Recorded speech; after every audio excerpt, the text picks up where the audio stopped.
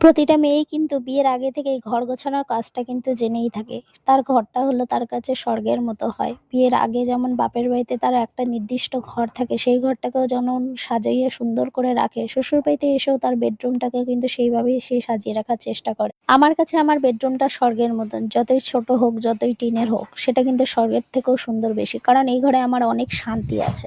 পাকা ঘরে দিনের বেলায় যতটা না কষ্ট হয়, রাতের বেলা তার থেকে বেশি কষ্ট হয়। কিন্তু টিনের ঘরে দিনের বেলা কষ্ট হলে রাতে অনেক শান্তি, সেটা এসির থেকেও অনেক স্বর্গের মতো। হ্যাঁ, এবার তোমরা অনেকেই ভাবতে পারো যে এটা এত বড়াই করে বলার কি আছে। সত্যি করে বলতে, যার যেটা ভালো লাগার জিনিস, যার যেটা কষ্টের পয়সায় তৈরি করা জিনিস, সেটা স্বর্গের থেকেও বেশি সুন্দর হয়। সপ্তাহে প্রায় 2 দিন করে আমি বিছানার চাদরটা পাল্টাই, কারণ ছেলে এত দুষ্টুমি করে খালি পায়ে নোংরা পায়ে বিছানায় উঠে পড়ে, তখন আমার কিন্তু শুতে একদমই ভালো লাগে না। তাই জন্য কিন্তু বেডশিটটা আমাকে অন্তর অন্তর 2 দিন পাল্টাতে হয়, আর পরিষ্কার করে রাখার চেষ্টা করি ঘরটাকে। এইভাবে বিছানার চাদরের কিন্তু অন্যরকম কালেকশন আমার প্রচুর আছে, কিন্তু আমি সব রকম পাততে পারি না। মানুষ কিন্তু পরিস্থিতির দাস। বিয়ের আগে কিন্তু আমি এত ছোট ঘরে কখনোই থাকিনি, কিন্তু পরিস্থিতির সময় সবকিছু মানুষের মানসিকতা কিন্তু পাল্টে দেয়। কিন্তু কিছু করার নেই, আমি কিন্তু এইভাবে অ্যাডজাস্ট করে নিতে ভালোবাসি, ভালো আছিও। নুন ভাত ফ্যান ভাত তুমি যাই খাও, মানসিক শান্তিটাও বড় কথা। মাছ মাংস খেয়েও কিন্তু মানসিক শান্তি থাকে না। তাই বলছি, পাকা অট্টালিকা থেকেও কিন্তু মানসিক শান্তি থাকে না, যতটা না কুড়ে ঘরে শান্তি থাকে। এটা আমরা বাস্তব, আমরা কিন্তু সবাই জানি।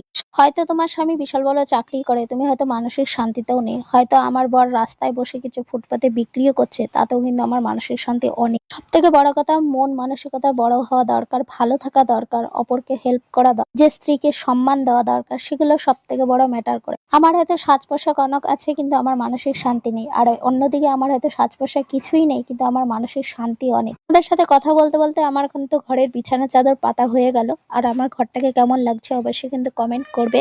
আর আমি সুন্দরভাবে ছোট্ট ঘরটাকে সাজিয়ে রাখার চেষ্টা করি। তো দেখা হচ্ছে তোমাদের সঙ্গে নেক্সট ভিডিওতে। Tata, bye bye.